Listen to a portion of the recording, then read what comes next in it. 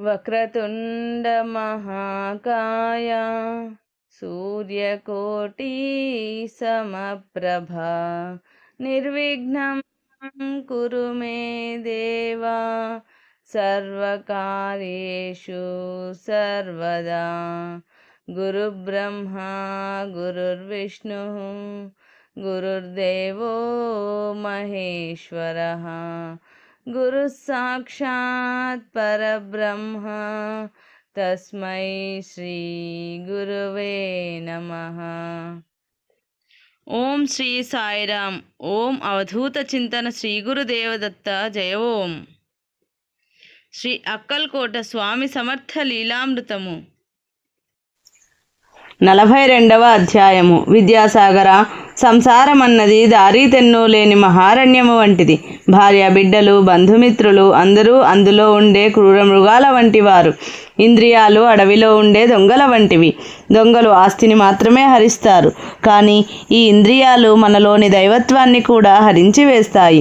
అజ్ఞానులైన వారు సంసారమనే ఈ మహారణ్యమునే స్వర్గంగా భావించి దిక్కుతోచక తిరుగుతూ కూడా ఒక విధమైన ఆనందాన్ని అనుభవిస్తుంటారు.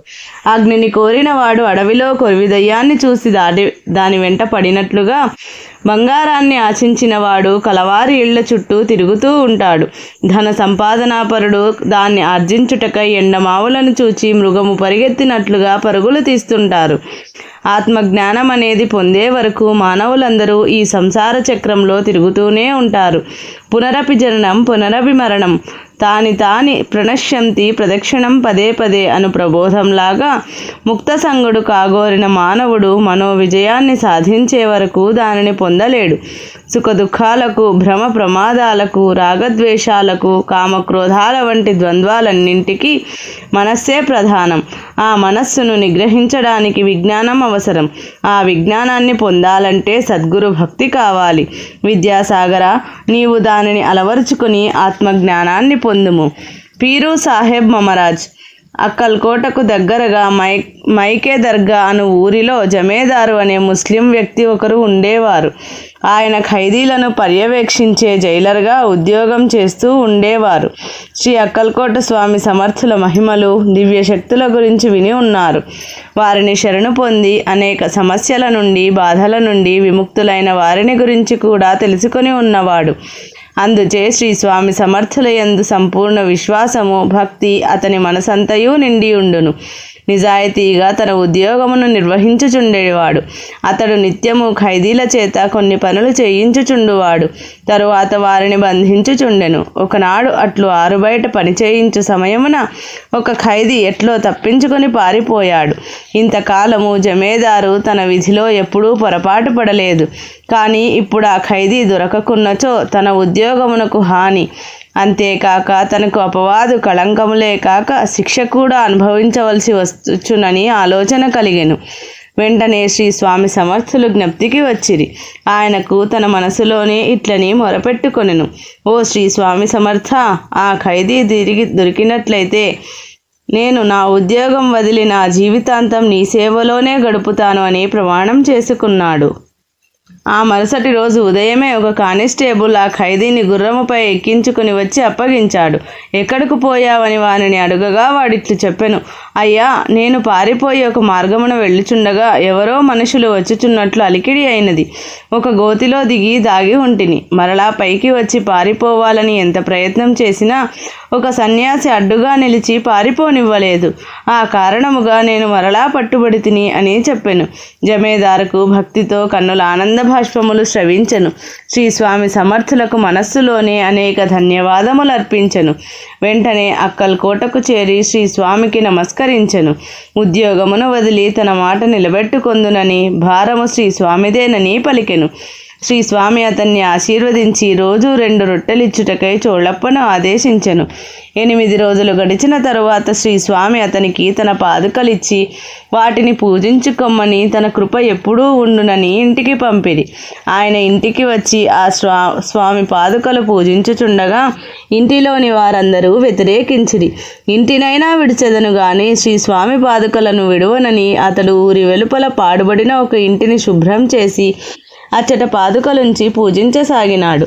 కొంతకాలం విచిత్రముగా ఎవరో ఆయనకు భోజనము వేళకు తెచ్చి ఇచ్చుచుండేవారు. అట్లు క్రమముగా ఆ పాదుకల మహిమ అందరికీ తెలియవచ్చెను. ప్రజలు తమ బాధలు సమస్యల పరిష్కారమునకై ఆ పాదుకలకే మ్రొక్కుకొనుచుండిరి. వారి బాధలు తీరి మ్రొక్కు చెల్లించుకొనుచుండిరి. అందరూ ఆయనను పీరు సాహెబ్ అని, హవలియా అనగా సిద్ధపురుషుడు అని పిలుచుచుండిరి. అక్కడనే అట్లు పేరు పొందిన తరువాత అతని కుటుంబ సభ్యులు వచ్చి ఇంటికి రమ్మని ప్రాధేయపడిరి. వారిని మన్నించి ఇంటికి తిరిగి వెళ్ళి అచ్చట శ్రీ స్వామి పాదుకలు ప్రతిష్ఠించి పూజించుచు తన జీవితమును గడిపిరి. శ్రీ స్వామి సమర్థుల కృపా కటాక్షం వలన ఒక సామాన్య జమేదారు గొప్ప పీరు సాహెబ్ మహారాజుగా పేరు పొందెను. మహాత్ములకు అసాధ్యమైన కార్యమేమున్నది? వింత యోగి అవధూత. విద్యాసాగర, శ్రీ స్వామి సమర్థుల లీలలను వర్ణించడం ఎవరితరం? మనం ఎంత చెప్పుకున్నా జరిగిన దానిలో ఒక అంశం మాత్రమే అవుతుంది. ఆ స్వామి కృప వలన స్ఫూర్తిని పొందిన ఒక యోగి కథ చెబుతాను వినుము. ఇప్పుడు మైకే దర్గా ఊరిలోని జైలర్ గురించి చెప్పుకున్నాం కదా. అదే ఊరిలో ఒక కుటుంబంలోని వారందరూ తెలివి తక్కువ వారుగాను, అమాయకులుగాను, పిచ్చివారుగాను ఉండేవారు. అది వారి యొక్క పూర్వజన్మ కర్మల ఫలమని వారిని చూడగానే తెలియచుండును. కొన్ని రోజులకు ఆ ఇంటిలోని వారందరూ కాలక్రమమున చనిపోయిరి. ఒక్కడు మాత్రమే మిగిలి ఉండెను. అతడును పిచ్చివాని వలె ఎవరైనా ఏదైనా పెట్టినా తినువాడు, లేకున్నా ఊరుకుండువాడు. అతని దీనస్థితిని చూచి ఆ ఊరిలో నివసించు శ్రీ స్వామి సమర్థుల భక్తుడొకడు జాలిపడెను. అతనిని అక్కల్కోటకు తీసుకొని వెళ్ళి శ్రీ స్వామివారి సన్నిధిలో కూర్చుండజేసెను. వారి కుటుంబం యొక్క సంగతి చెప్పి ఇతన్ని కరుణించి మంచివానిని చేయమని ఆ భక్తుడు శ్రీ స్వామివారిని ప్రార్థించెను. శ్రీ స్వామివారి ఏమీయూ చెప్పక ఊరకే అతనిపై దృష్టిని సారించిరి. అట్లు 15 రోజులు గడిచెను. 16వ రోజున శ్రీ స్వామి అతన్ని ఊరికి తీసుకొని పొమ్మనిరి. చాలా విచిత్రము. అతని పరిస్థితి మారిపోయెను. అతడొక యోగిగా మారెను. అతనికి వాక్శుద్ధి లభించెను. అతని నోటి వెంట ఏదైనా మాట వచ్చిన ఎడల అది తప్పక జరుగుచుండెను. శ్రీ స్వామి అనుగ్రహం అతనిలో ఈ రీతిగా పనిచేయుచుండెను. చాలామంది ఆయన వద్దకు వచ్చి తమ బాధలు సమస్యలు చెప్పుకొనేవారు. ఆయన వాక్కు తమకు వేదవాక్కుగా భావించేవారు. ఒకసారి ఎంత బ్రతిమాలినా ఒకని విషయంలో ఆయన అవునని అనలేదు. దానితో విసిగిపోయి ఆ వ్యక్తి, ఏమయ్యా, అవునంటే నీ సొమ్మేం పోతుంది, ఇంత బ్రతిమాలించుకుంటున్నావు అని కోపంగా అన్నాడు.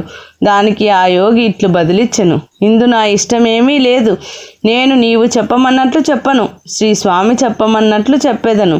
ఇప్పుడు నేను అవునని చెప్పిన ఎడల శ్రీ స్వామి సమర్థులు నా చర్మం వలిచేస్తారని చెప్పాడు.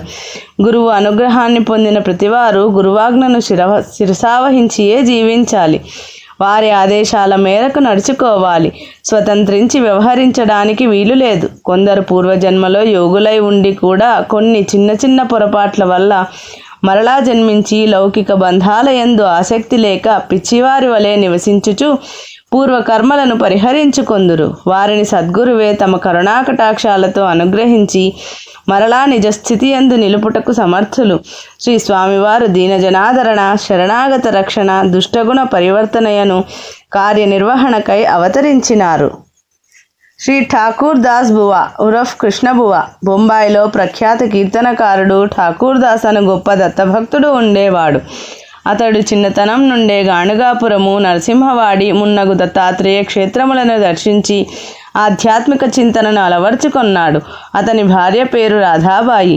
అతనికి ఒక కుమార్తె కూడా ఉన్నది. అతను అనేక ప్రాంతములు తిరిగి కీర్తనలు చేస్తూ ధర్మ ప్రచారం చేస్తుండేవాడు.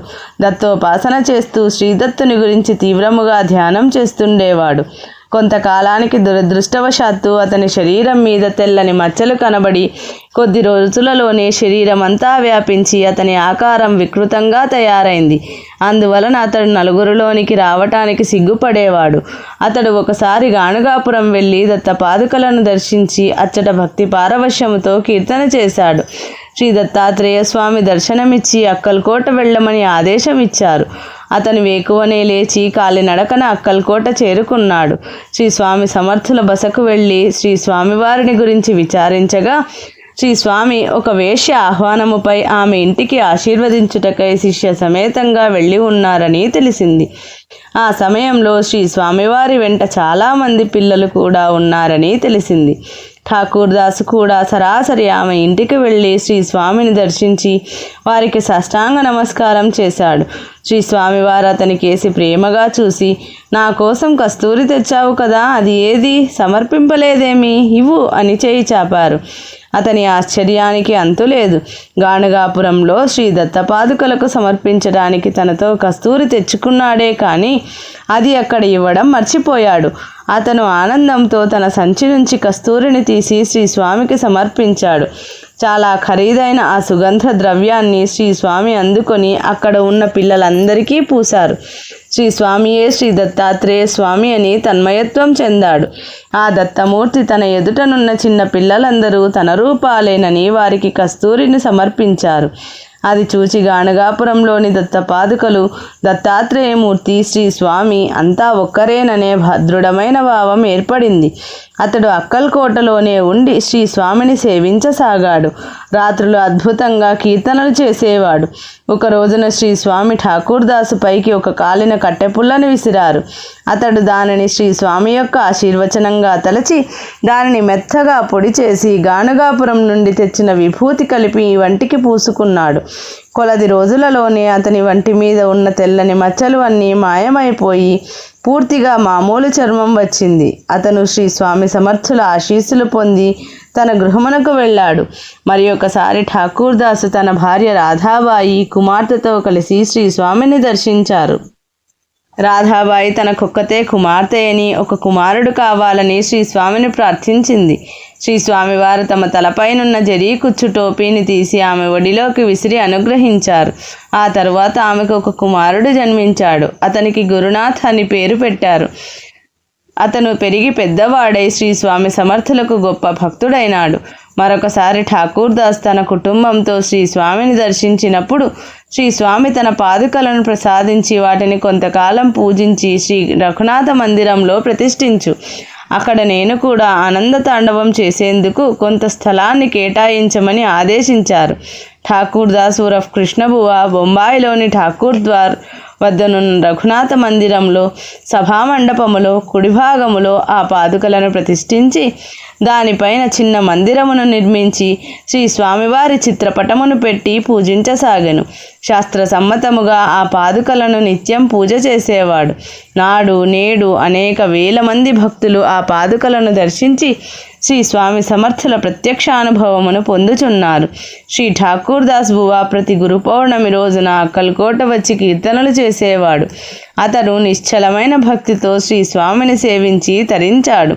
ఇది విద్యాసాగర శ్రీ నిత్యానంద యోగి సంవాద రూపమున శ్రీ దత్తాత్రేయ సంప్రదాయ శిష్య పరంపరలోని శ్రీ శ్రీ శ్రీ స్వామి విఠలానంద సరస్వతి మహారాజ్ విరచిత శ్రీ అక్కల్కోట స్వామి సమర్థ లీలామృతము 42వ అధ్యాయము సంపూర్ణం.